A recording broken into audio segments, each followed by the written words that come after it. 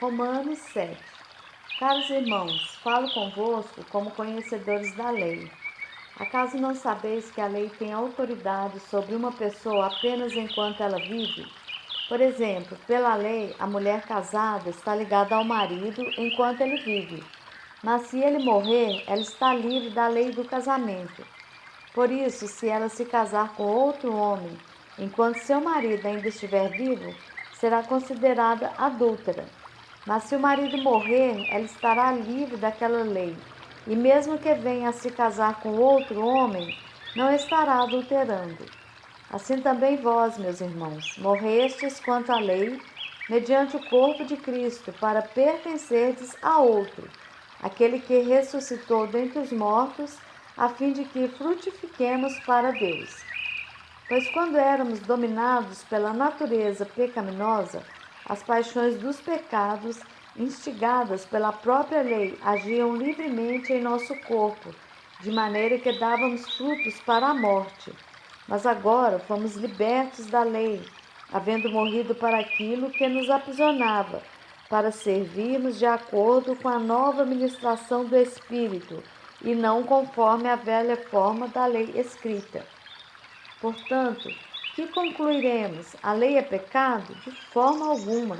De fato, eu não teria como saber o que é pecado, a não ser por intermédio da lei. Porquanto, na realidade, eu não haveria conhecido a cobiça, se primeiro a lei não tivesse dito, não cobiçarás. Mas o pecado, aproveitando-se da ocasião dada pelo mandamento, provocou em mim todo tipo de cobiça, porque onde não há lei, o pecado está morto. Antes eu vivia sem a lei, mas quando veio o mandamento, o pecado reviveu, e eu fui ferido de morte. E descobri que o mandamento que era para a vida transformou-se em morte para mim. Porquanto o pecado, valendo-se do mandamento, iludiu-me, e por meio dele me matou. De maneira que a lei é santa, e o mandamento santo, justo e bom. Portanto, isso significa que o que era bom tornou-se morte para mim? De forma alguma, mas o pecado, para que se revelasse como pecado, produziu em mim a morte por intermédio do que era bom, a fim de que, por meio do mandamento, o pecado se demonstrasse extremamente maligno, porquanto é do nosso pleno conhecimento de que a lei é espiritual. Eu, entretanto, sou limitado pela carne, pois fui vendido como escravo ao pecado.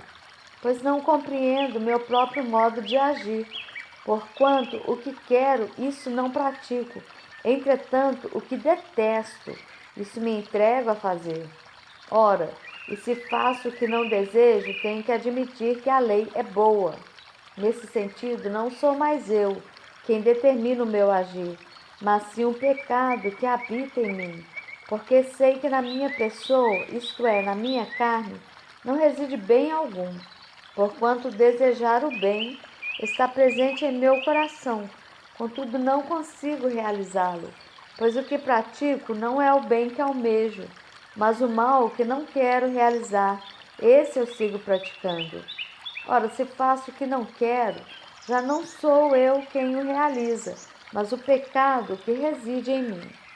Assim, descubro esta lei em minha própria carne. Quando quero fazer o bem, o mal está presente em mim, pois no íntimo da minha alma tenho prazer na lei de Deus. Contudo, vejo uma outra lei agindo nos membros do meu corpo, guerreando contra a lei da minha razão, tornando-me prisioneiro da lei do pecado que atua em todos os meus membros. Miserável ser humano que sou, quem me libertará deste corpo de morte? Graças a Deus por Jesus Cristo, nosso Senhor, de modo que eu mesmo, com a razão, sirvo a lei de Deus, mas com a carne, a lei do pecado.